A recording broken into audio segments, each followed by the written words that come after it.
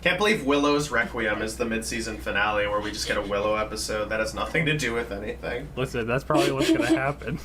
She's gonna water her plant and it's gonna die anyway, and she's gonna be like, "Oh, my plants die, even though I'm a plant person. I'm pretty Willow."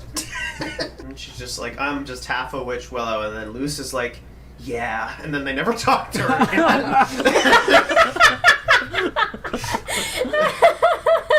And that's just the end of her character. We never see her again. Then Amity comes back. She's like, "I told you, Luce. She's just half a witch, Willow." Luce is like, "I should have listened to you." Oh, I can't wait for this episode. Wow, it's gonna be great. But then Willow joins the Emperor's Coven and she becomes the bad guy. Oh my god. That's gonna be some fun. And then she gets cut in half, and then Luce says, "I guess you really are half a witch, Willow." Anyway. Anyway, let's go back to the episode. I like this episode better. Do you? Yeah. Oh yeah, my god. I want to hear more.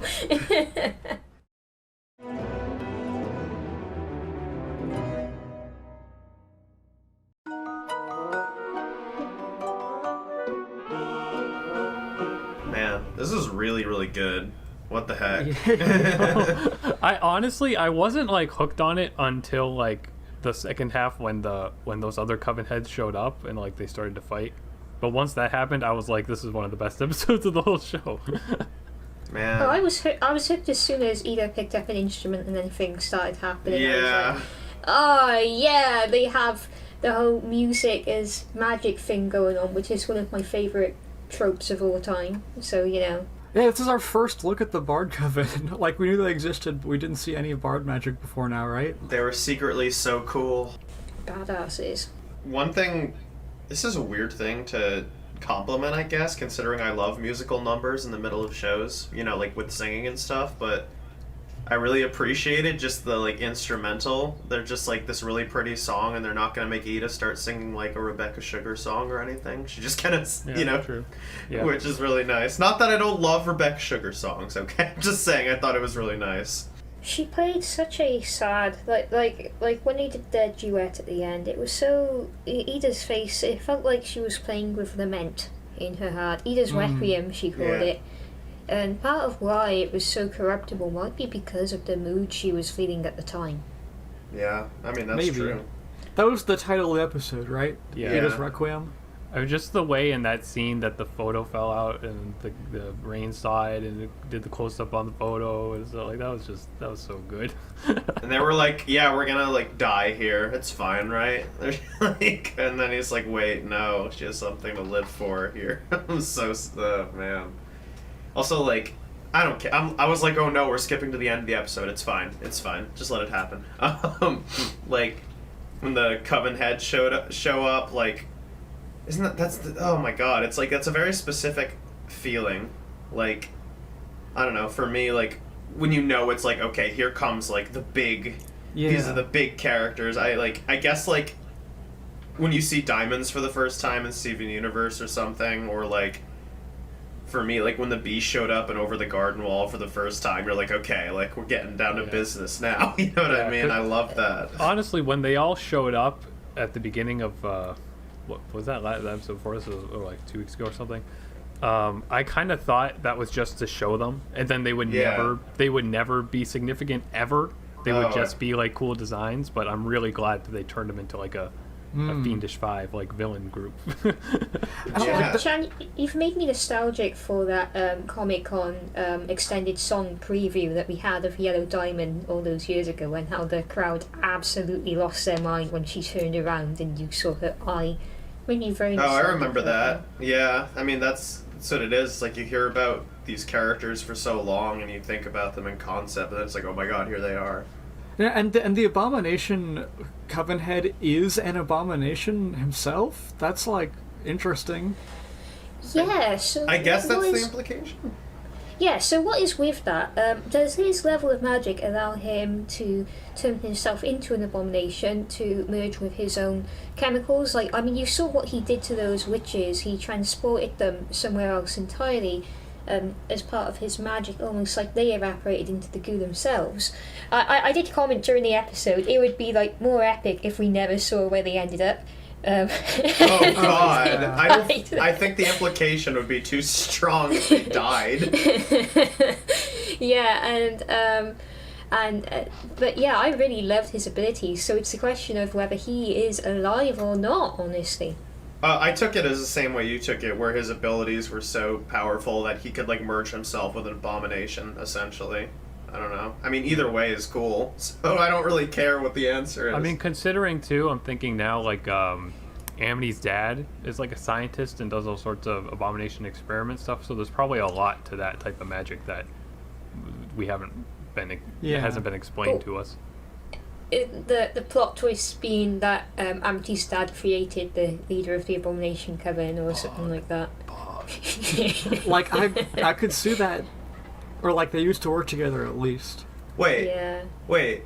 Kikimora was on one of their creations at the end, wasn't she? Yes. I totally missed that. I forgot about that. And he called it like something gross. He didn't like it. He thought it was trash tier. The Abomination Coven leader didn't like it at all. Oh yeah. Oh, that's funny. Yeah, and this episode being this good is very offensive to me because I know how close we're getting to the mid-season finale, and I'm like, please stop, please make a I feel like we're due for a bad one. There's really so many good ones. There's a universe where they're all this good from now on, and there's a universe where we get to the mid-season finale, which is probably this universe, and it's like the best thing ever and so good, but also we have to wait like a year, and I don't know if I can handle that. So I mean, if it keeps being this good, like if there isn't a fallout, then this might end up being like one of my top recommendations. I mean, they've just had banger after banger in this series. It's like as good as the start of season 6 of AT.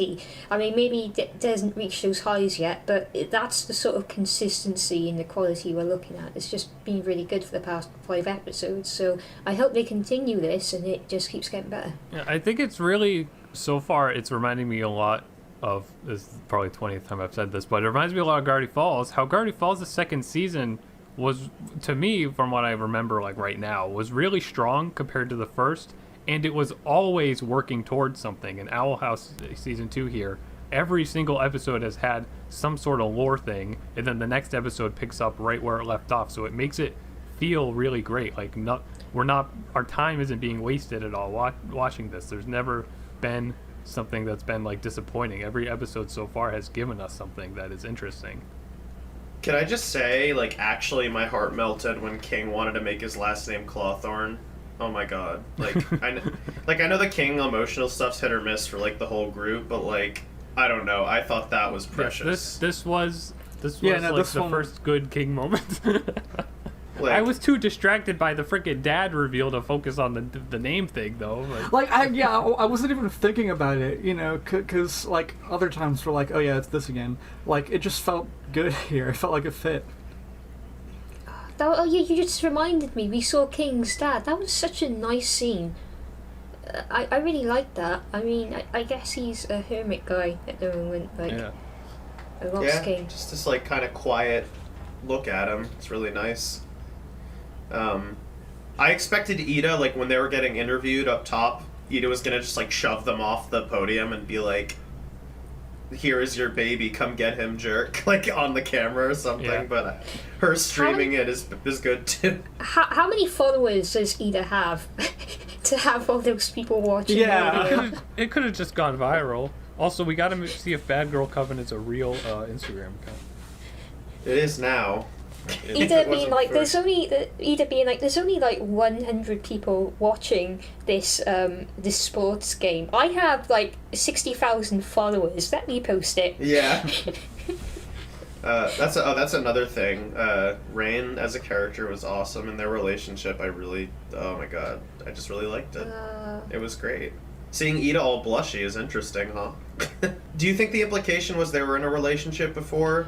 Or like they were just like had the hots for each other? I think they were just crushing on each other. That's the impression I got. It's hard to say. I mean, they probably just were crushing on each other. We've been through this before. We have absolutely been through this before. And it turned out the characters were in a relationship with each other, but they had that X tension, and these two do not have X tension. Yeah. So I think it was just a crush, and they're wondering if they can further develop those feelings. I have a Yeah. question. Okay. Tipsy, what does that mean? What? What What is what? What does What does X tension mean? Is that what you said? Ex-boyfriend. X tension, as Oh, in X's. okay. Thought it was like a special shipper's Like- term like- or something. Like, hey, like, hi, Bonnie Bell. Hey, Marceline. There was none of that going on. Yeah. Yeah, they're just happy Nothing- to see each other, right? Yeah, and they had the music. Reminded me of several things. I mean, I really love any love story that involves music. There's bubbling, but I was a bit sad that I was so one-sided with the music. There's Dandelion and, well, there's The Witcher 3, and there's Hades that also has a musical love story between Orpheus and I forgot. Eurydice. Eurydice, yes, and that is brilliant. So I love anything that has music like this. I just think, like, Rain, like, they were, like such a strong, like, here's a new character, okay, you love them, okay, they're gone. Like, I don't know, just, like, Yeah. they were, like... Okay, I was afraid that Rain was going to die, and that would have made me enjoy the episode a little bit less. I'm glad it didn't happen. Yeah, but... Well, imagine it. They're like, oh, here's a non-binary character. We announced they're non-binary on Twitter because Yeah.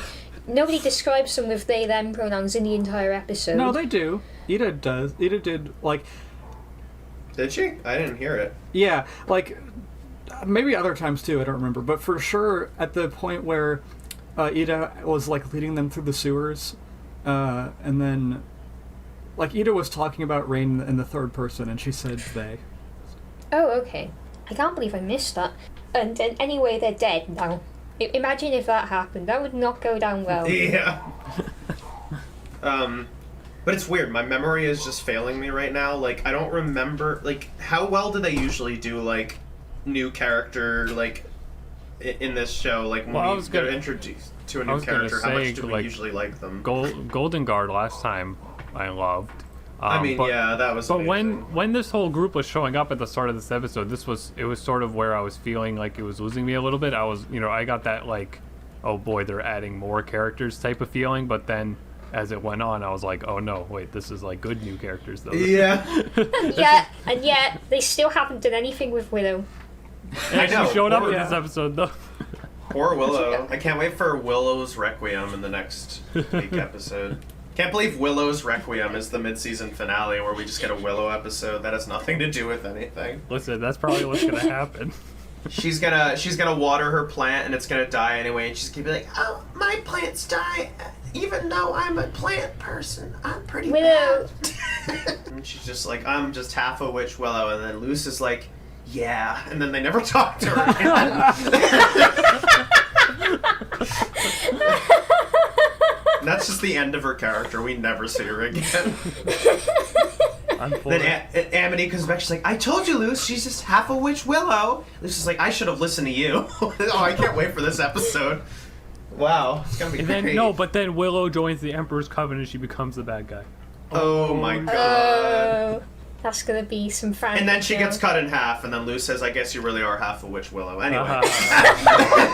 Anyway, let's go back to the episode. I like this episode better. Do you? Yeah. Oh yeah, my god. I hear more. Yeah, I think the King stuff was fine. Like, I was, like, worried out at it. Like, it was, like, I was like, oh, we have, like, this race B plot.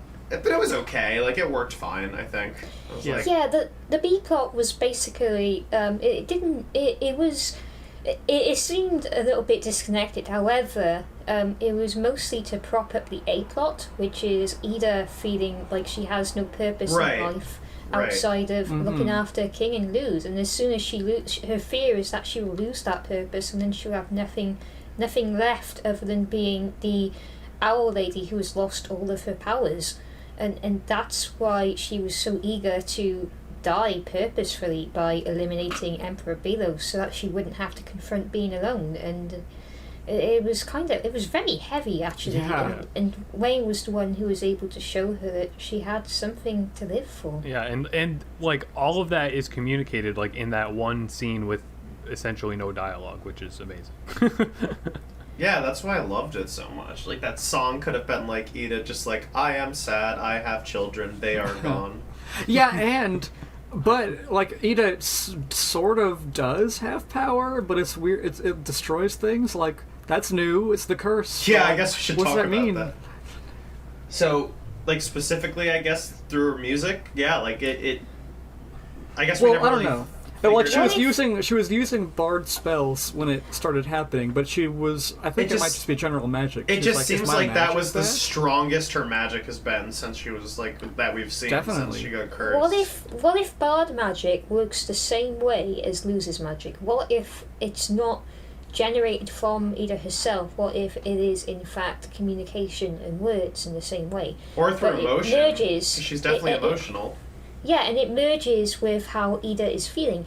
First of all, Ida is cursed, but secondly, she was feeling really down, and it could be her own inner turmoil that was wrecking the spell. Not even the Owl House curse. It could have just been Ida herself, and that's why the command was messed up. So I think the music might potentially be the same thing as Luz's spell magic. Ida just needs to get in the room with all the people at that, like, what's the day called? What's that final day called? The Day of Reckoning? No. What is it The called? Day of Reckoning. No, I don't Unity. Is remember. it Unity? Yeah. Yeah. Unity. Yeah, She just so- needs to, like, drop in from the ceiling and just start aggressively playing that song and just, like, AoE kill all the Coven members by playing a Yeah, song. but she'll kill herself as well, remember? Nah, she'll just stop right as it gets to the tip of her hair. She's got huge hair for that reason, so she'll be fine. It'll be fine. Yeah. Yeah, there was there was just so many interesting things in this episode. Oh my god. Well, I don't know. So really it makes sense that her magic would be back a little bit since Lilith split the curse with her, right? Because didn't they mention that in like the first episode of season 2, where they were like, "Well, I have some magic, but it's really, really weak for now," which Yeah. also makes me worried about if this could happen to Lilith too. I forgot Lilith existed. Do you Yeah, remember the the episode episode- we had You know, recently? they didn't mention her name in the episode, but I definitely got the impression, because it was like everyone's leaving, and Yeah. Lilith left recently, so like Dude, that's definitely contributing to that. the episodes have been so good since she left. Wow. Maybe. Ow. No, I love Lilith. Okay. I'm only kidding. Okay, but we did have that episode, if you remember, where Ida confronted the owl curse and was able to break out of it by herself because of her mother's support, if you remember. Instead of running away from the owl, she faced it and it turned into a tiny owl beast.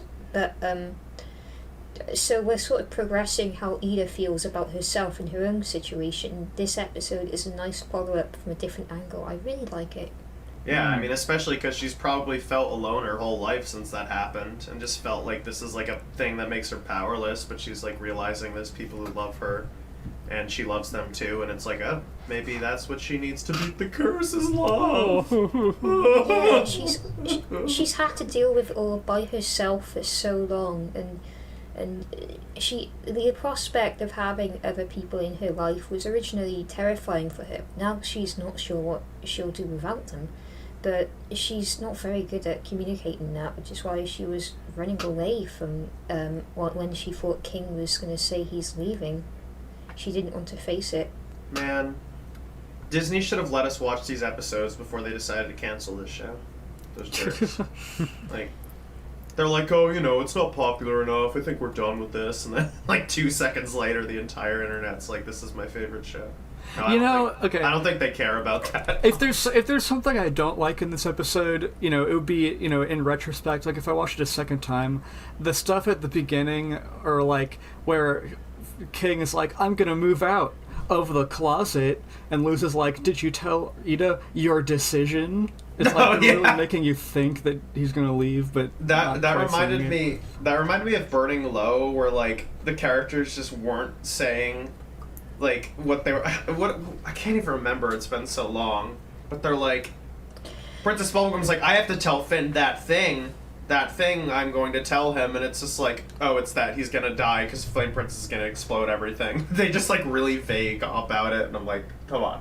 Please. Oh, it was she was like, I need you to tell Finn something, and Jake zoned out, and then she said, "Are you going to tell Finn?" And then Jake was like, Oh, "Yeah, yeah. sure." And then Jake decided that she must be jealous or something, and then told Finn that, and then Finn didn't want to speak to her for the rest of the episode, and then the world immediately went. Well, no, because then she met with Finn. She was just like, "I'm so glad." Did Jake tell you that thing? I'm so glad you understand why you shouldn't see Flame Princess. It is an agonising episode. I do not like Burning Row. I mean, it has some cool moments, but I do not like Burning Row. It's based on a premise that never even got followed up. But that's actually a good point, Tulip, for sure. That was like a little frustrating when things are written like that. I'm just like, Yeah, because it was written like, I think maybe I'm just stupid, but at the end I was a little confused because I was like, wait, I thought he actually did want to move out. Exactly, they made you think he wanted to leave. So when they there was no clues about what his intentions actually were. So even though it's a very nice moment and I like it, but like in the episode,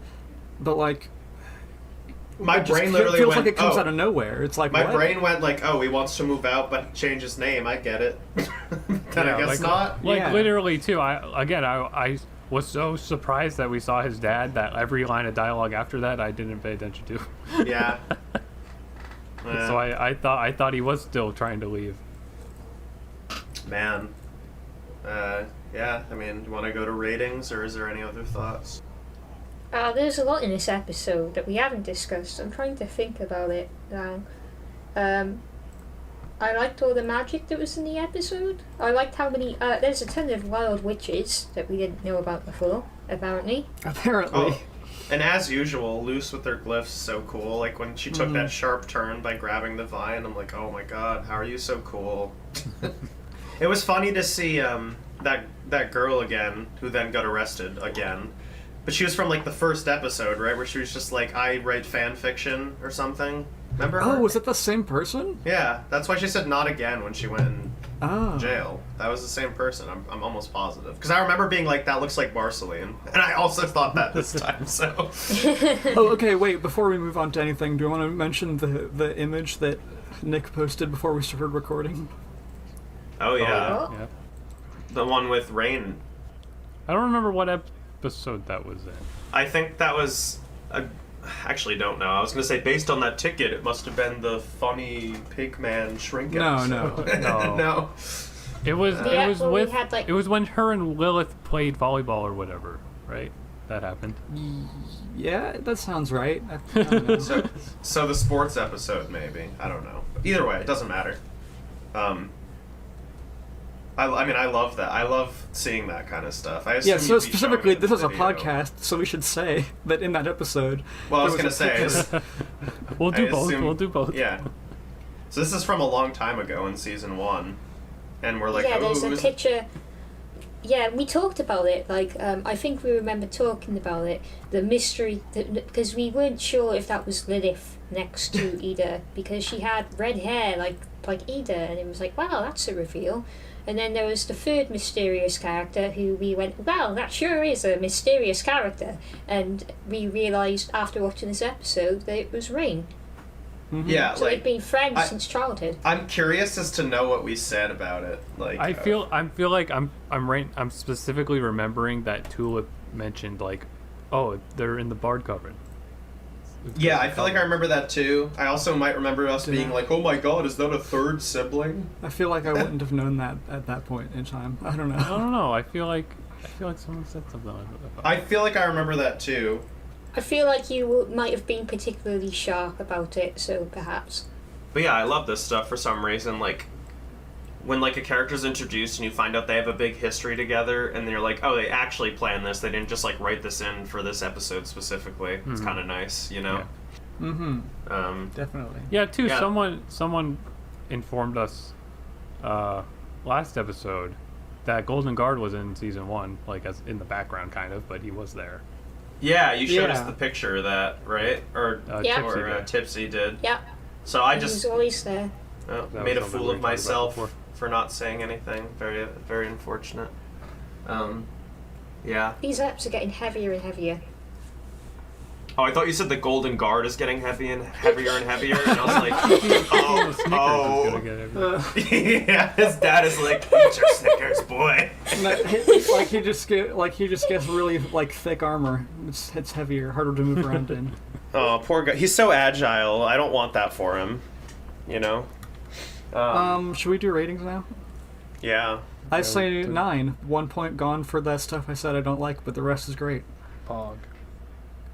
I say no. Oh, go ahead. Sorry, Chan. I was just going to say, is this going to be a season of 9s out of 10s? I hope so. That's what I'm system? so worried about, is I don't think we'll be able to keep it up, but I want them to, of course. Tipsy, you gave a 6.5 on episode 3. Yeah, I was gonna say at the beginning. I mean, like, it's the universe does not have to correct itself. Like, good episodes does not automatically make bad ones later. But I guess I get what you mean. Like, it's hard to. We've been trained. We've been trained, and it's also like hard to keep such a high bar for such a long time. Like, that's just a hard thing to do with like any sort of art form. So it's like, you know, but maybe it'll be great. Speaking of great, 9.5. I was gonna maybe give it a 10, but then Tulip kind of convinced me to add 0.5 off, because it didn't bother me enough to do a full point, but like, man, was it awesome. I'll say 9, only just because, like I said, I wasn't too interested in what was going on in the first half of the episode. It wasn't until they started fighting those head coven guys that I was like, okay, this is cool.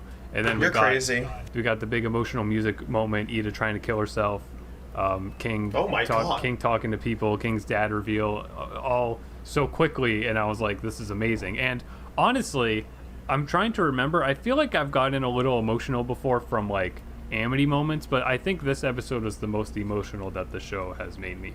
I know you guys got really emotional with like the pre-season finale last time, but I didn't. You're crazy. I didn't last time, but this got me. It's going. Ida though. It's like we got emotional because of Ida, because we love her so much, and we're able to feel for her so much as a character. And this show is an amazing follow-up of that. Yeah. You said 9. What do you think, Tipsy? I think 9 out of 10, which is pretty much off the top of my head because I really liked it. I've gave worse episodes a similar or better score, and I just think it deserves to be at least rated amongst the highest eps that I've rated. So I'm not sure if we need to rework the ratings, because at the moment we're just going to keep giving episodes 9 out of 10s. It doesn't matter that much. They're sort of arbitrary, it's like, oh, I gave this one in season 1 a 9, but it was a funny episode, and this one deserves to be high. Nah, it's just like, you know, it's just a general feeling of what we liked. It's just for us to talk, and then we do the award show at the end, and then everything goes. That would be really fun. Okay, what if at the, the whole show's over at the end of season 3, we do like a tier list episode, and we rank all the episodes, and then we'll decide for sure which ones are best and worst. I feel like we would forget a lot of them. And I would have a mental breakdown before the end of that episode. Like, that's too hard. I mean, we could make that like based on our ratings, though, I suppose. But the point is that we have to do it in retrospect, because that's going to be different from our ratings, and we're going to be like, by the time season 3 comes out, it's going to be 2027 though. Yeah, I mean, that'll be cool. No. I'll be 30 by then, I think. Yeah, I will. I'll be 34. Wise. You'll be old and wise, and you'll be able to rate. I'll be so wise. I'll have like a full gray beard, gray hair at 34. All right. That's how aging works. Yes. Chan, do you have a haiku for us? Oh my god. Wow, the Bard Coven. There we go. Okay. I was gonna say Rainn Wilson, because that's like the guy from The Office. What's his Rainn what? What's his last name? Oh, sorry, their last name. Their last name is... Yeah, Rainn Whispers. Rainn Whispers. Yeah. Wow, the Bard Coven. Rainn Whispers, they are so cool. I like Ida's hair. Okay. Thank you. Please leave a like on this video if you enjoyed it, and subscribe to my channel and hit the bell icon to know when I post new videos. Thanks for watching, and super special thanks to my Patreon supporters. Support me on Patreon and you'll be able to submit video topics, see exclusive behind-the-scenes content, and help me keep this channel going. Also follow me on Twitter and TikTok for special updates.